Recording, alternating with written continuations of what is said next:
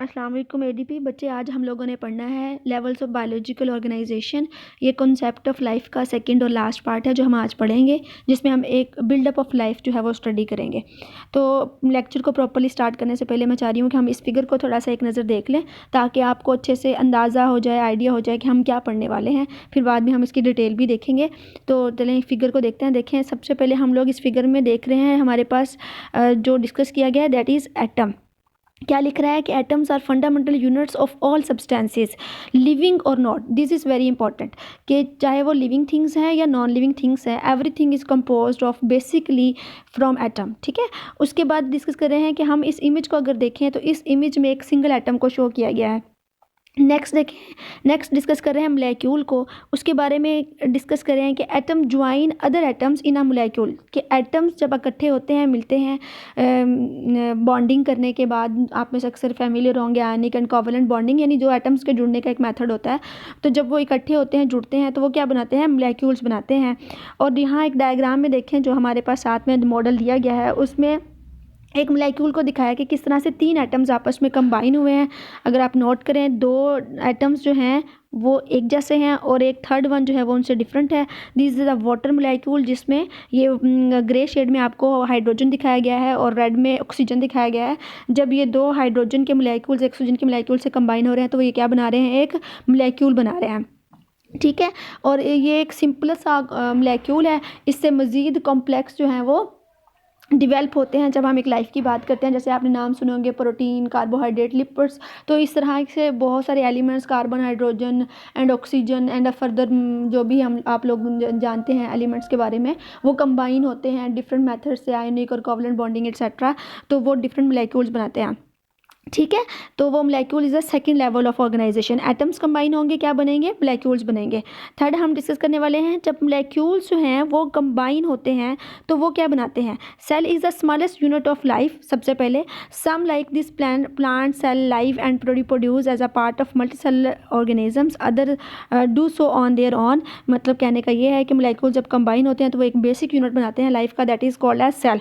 और वो सेल जो है वो ऑफ कोर्स प्लांट सेल जो है या लाइव हैं या रिप्रोड्यूस करते हैं, मल्टी सेल ऑर्गेनिजम्स में मौजूद होते हैं, एनिमल्स में। यहाँ फिगर में उसने आपको एक सेल का स्ट्रक्चर जो है वो थोड़ा सा इलस्ट्रेटेड स्ट्रक्चर जो है वो दिखा दिया है। नेक्स्ट हम डिस्कस करने वाले हैं किसके बारे में, टिश्यू के बारे में, कि जब डिफरेंट सेल्स, और ये मैंने अपने लास्ट लेक्चर में भी आपसे डिस्कस किया था जब हमने हिस्टोलॉजी की डेफिनेशन याद की थी, कि जो सेम सेल्स होते हैं जब वो कंबाइन होते हैं, जिनका फंक्शन सेम होता है, वो इकट्ठे होते हैं और एक सेम फंक्शन परफॉर्म कर रहे होते हैं, तो हम उन्हें क्या कहते हैं, टिश्यूज़ कहते हैं। तो यहाँ देखिए लिखा है, organized arrange of cells that interact in a collective task. Collective task यानी एक ही किस्म का फंक्शन, एक ही उनका काम है, जब वो उन्होंने परफॉर्म करना है उसके लिए एक दूसरे से इंटरेक्ट करेंगे, तो जो उनका अरेंजमेंट या उनका इकट्ठा होना, मर्ज होना है, that is called a tissue. तो उसको हम टिश्यू कहेंगे। जैसे एग्जांपल्स में दिखा दिया है कि एपिडर्मल टिश्यू जो हमारी डायग्राम है उसमें दिखाया गया है, जो कहाँ पे मौजूद होगा, outer surface of flower petals में, फूलों की आउटर सरफेस पे ये वाला टिश्यू मौजूद है, एपिडर्मल टिश्यू, जो कि हमें डायग्राम में उसने दिखाया है। नेक्स्ट हम डिस्कस कर रहे हैं ऑर्गन को।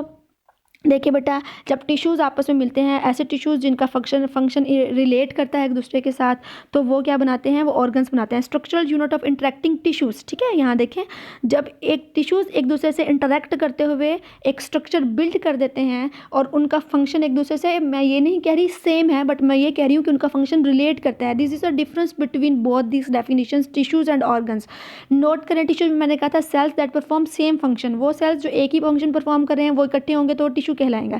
ठीक है, लेकिन ऐसे टिश्यूज जिनका फंक्शन रिलेट करेगा एक दूसरे के साथ किसी एक स्पेसिफिक फंक्शन को परफॉर्म करने के लिए, तो हम उसको क्या कहेंगे कि वो ऑर्गन बनाते हैं। जैसे आप देखें, अभी लास्ट डेज में हमारे कॉलेज में मिलाद हुआ था, तो मिलाद में क्या है कि कुछ बच्चियां नात पढ़ी हैं, तो सबका सेम काम है कि वो सब नात पढ़ी हैं, लेकिन उनमें से कुछ बच्ची ऐसी जो किरत कर रही हैं, तो किरत वाली जो बच्ची है वो रेसिटेशन कर रही है, उसका फंक्शन सेम नहीं है, लेकिन चूँकि एक मिलाद को परफॉर्म करने के लिए उसका फंक्शन रिलेट कर रहा है उन बच्चियों से जो नात पढ़ी हैं, तो हम क्या कहेंगे कि वो ऑर्गन। ये बड़ी सिंपल सी एग्जाम्पल मैंने बड़ी ढूंढ के आपको निकाल के दिया कॉमन, ताकि आर्ट्स के और साइंस के बच्चों को समझ आ सके तो ठीक है, ऑर्गन में क्या है, जो फंक्शन रिलेट कर रहा होगा वो परफॉर्म करेंगे, तो वो क्या बनाएंगे, ऑर्गन बनाएंगे। जैसे एग्जांपल बताया, हमें एक फ्लावर दिखा दिया गया है और उसमें बताया है कि reproductive organs of many plants के हैं, वो इसमें मौजूद हैं, यानी इसमें पेटल्स मौजूद होंगी, इसमें स्टेमन एंड कार्पल्स मौजूद होंगे, जो कि हम डिटेल में इंशाल्लाह आगे भी पढ़ते रहेंगे।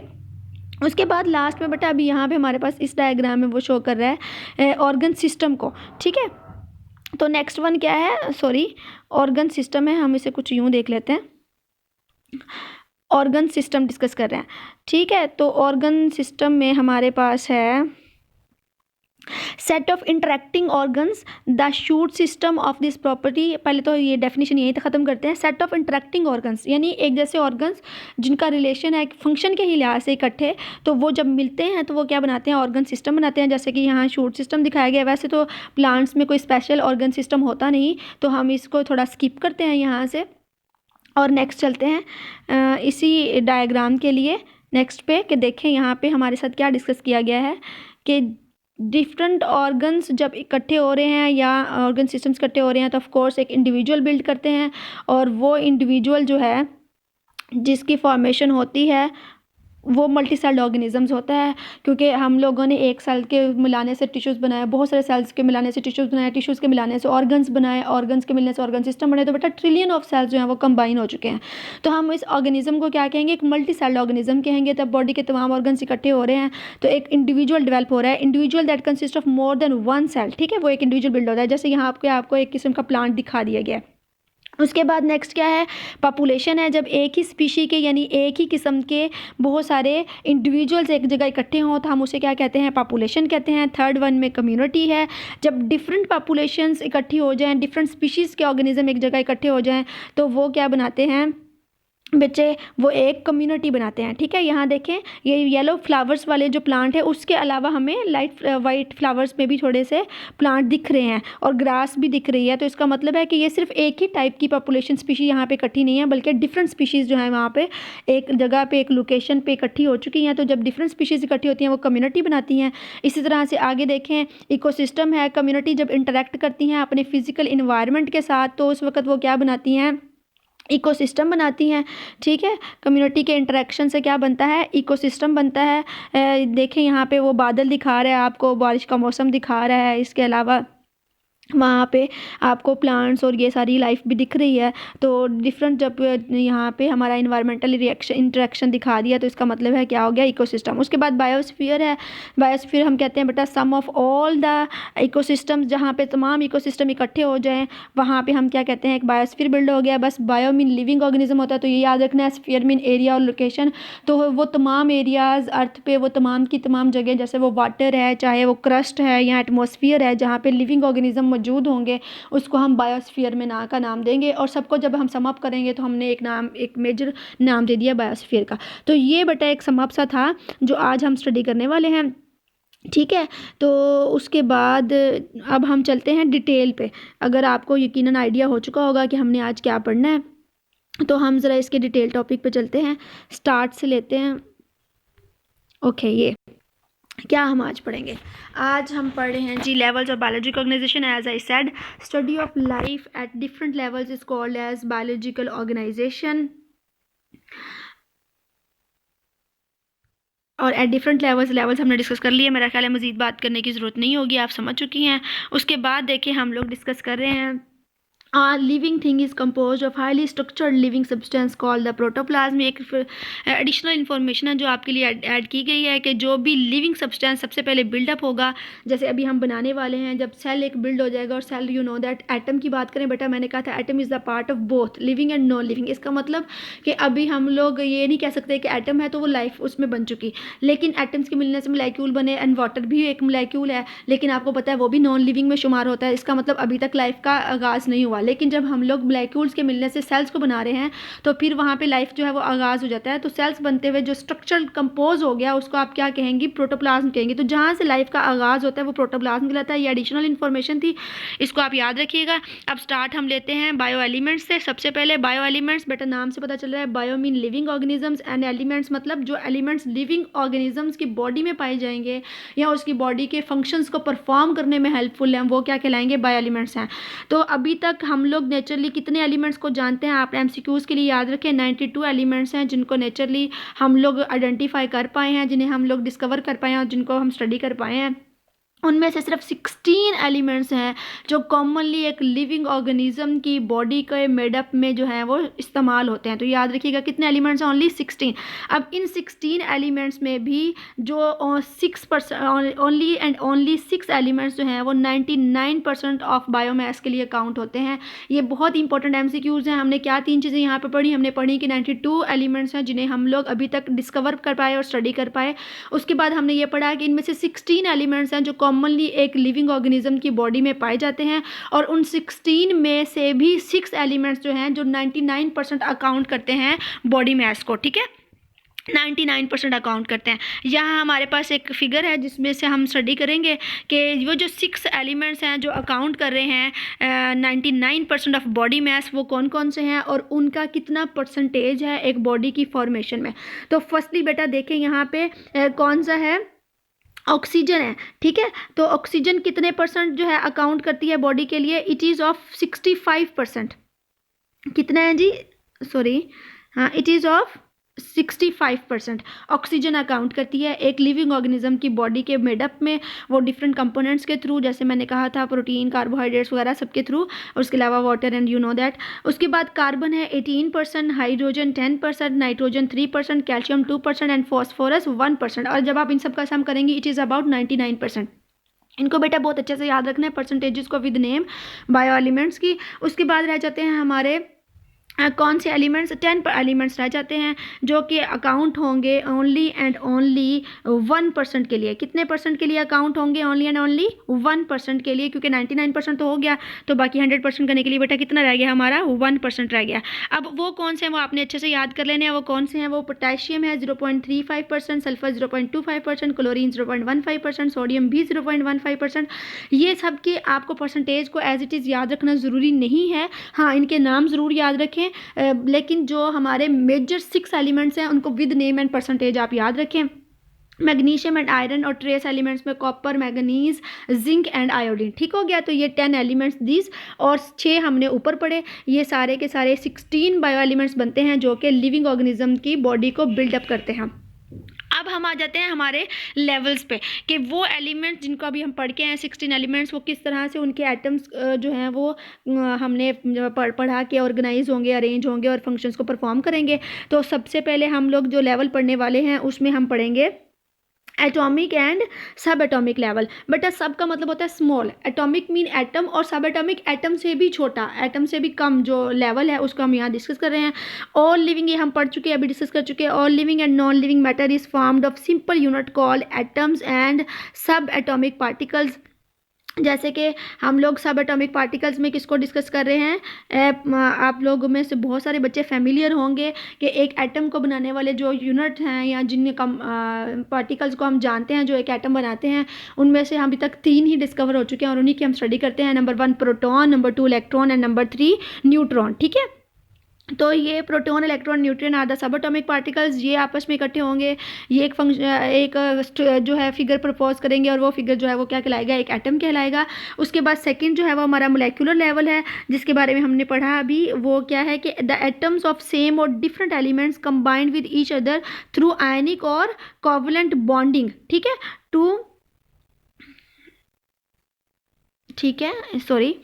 तो हम क्या पढ़े हैं कि द एटम ऑफ सेम और different elements combine with each other to perform different function, to produce compounds. तो ये जो है एलिमेंट्स, एटम्स जो कंबाइन होंगे वो मोलेक्यूल्स बनाएंगे, और मोलेक्यूल जो है वो एक स्टेबल फॉर्म होती है। बहुत इंपॉर्टेंट चीज़ है ये, स्टेबल फॉर्म है। स्टेबल का मतलब है कि उसका फिर से टूटना और एटम में कन्वर्ट करना इतना आसान नहीं होता। एक मोलेक्यूल बिल्ड हो गया, जैसे कि वाटर है तो वो बिल्ड हो गया, ठीक है, वो एक स्टेबल फॉर्म है, तो उसका फिर ब्रेकअप जो है वो इतना खुद से पॉसिबल नेचुरली इजीली नहीं होता। उसके बाद most common atoms in biological molecule कौन कौन से हैं वो हमने पढ़ लिया है। अब मेरा ख्याल है मज़ीद पढ़ने की ज़रूरत नहीं है, हम लोग पढ़ चुके हैं कि कौन कौन से थे, हाइड्रोजन, कार्बन, ऑक्सीजन, नाइट्रोजन। उसके बाद हम लोग पढ़ेंगे बेटा classification of molecules on the basis of their weight. तो उसमें सबसे पहले हम पढ़ेंगे, बहुत इंपॉर्टेंट क्लासिफिकेशन है, नंबर 1 है micro molecules, micro mean small, जैसे मैंने कल भी बताया था, बहुत छोटे, आम आंख से बिना दिखने वाले। अगर सिंगल की बात कर रहे हैं तो माइक्रो मोलेक्यूल्स, तो ये वो माइक्रो है। माइक्रो मीन स्मॉल मोलेक्यूल्स, ऐसे मोलेक्यूल जिनका लो मोलेकुलर वेट होगा, जैसे कि carbon dioxide, CO2, H2O, water, उन्हें हम क्या कहेंगे, माइक्रो मोलेक्यूल्स। इसी के कॉन्ट्रास्ट में जब हम बात करेंगे ऐसे मोलेक्यूल्स जिनका हाई मोलेकुलर वेट होगा, वो क्या कहलाएंगे, macro molecules. Macro mean large, ठीक है। तो इनकी एग्जांपल्स में हम डिस्कस करें स्टार्च और प्रोटीन्स को। थर्ड वन पॉलीमर है, जो कि एक मैक्रोमोलेक्यूल को ही जब हम लोग इन स्ट्रक्चर फॉर्म डिस्कस करते हैं तो हम वर्ड यूज़ करते हैं पॉलीमर का।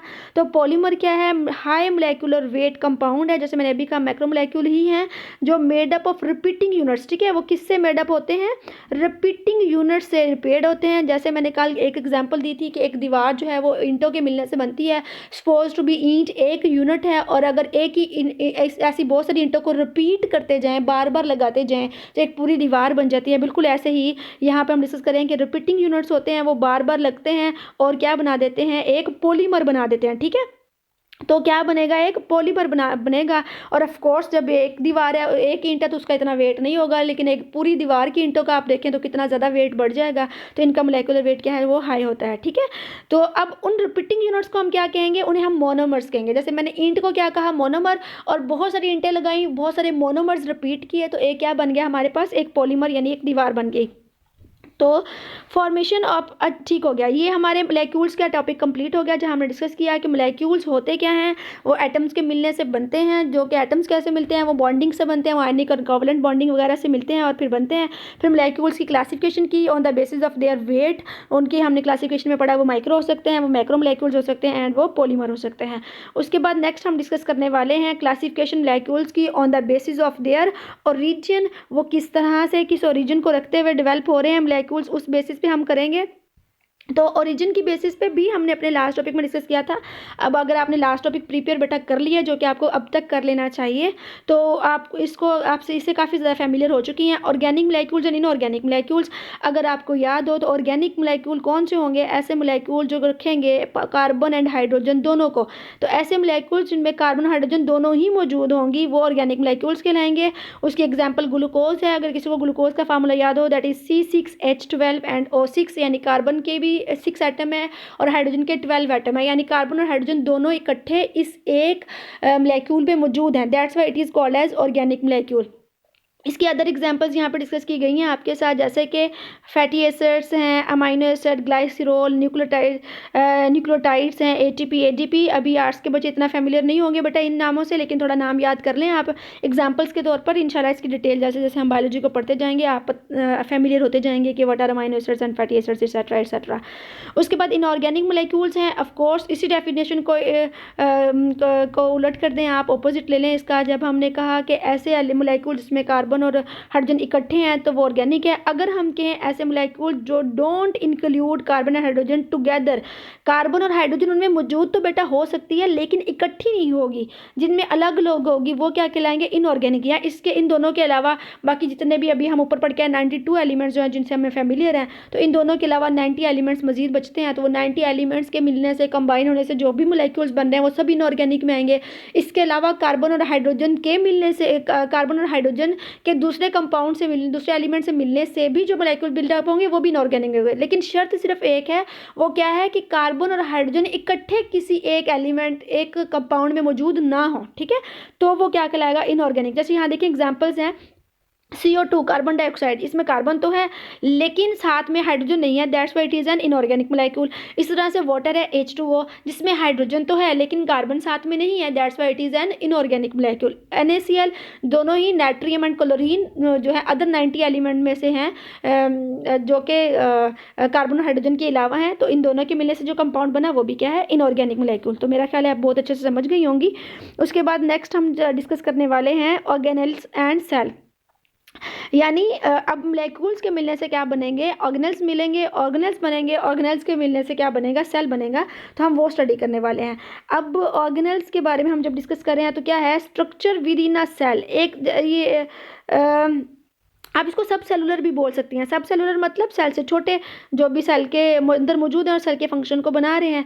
तो structure within a cell, यहाँ देखें ये क्या लिखा हुआ है, विद इन एक सेल के अंदर that perform a specific function, उसे हम क्या कहते हैं, ऑर्गेनल कहते हैं। इसका एक खास काम होता है, खास काम परफॉर्म करता है और वो मिलते हैं, एक सेल के अंदर मौजूद होता है, उसे हम क्या कहते हैं, ऑर्गेनल कहते हैं। इसकी डिफरेंट एग्जाम्पल्स आपके साथ शेयर की गई हैं, लाइक माइटोकॉन्ड्रिया। बेटा माइटोकॉन्ड्रिया हमारे सेल में मौजूद होता है जो हमारे फूड को तोड़ता है और एनर्जी प्रोड्यूस करता है। वही एनर्जी जिसका जिक्र मैंने लास्ट लेक्चर में किया था, हमें अपने हर काम के लिए, बोलने के लिए, चलने के लिए, फिरने के लिए, अपनी बॉडी को मेंटेन रखने के लिए, उसके टेम्परेचर को 37 सेल्सियस पर रखने के लिए, अपनी बॉडी में वाटर की रेगुलेशन के लिए, हर फंक्शन को परफॉर्म करने के लिए क्या चाहिए, एनर्जी।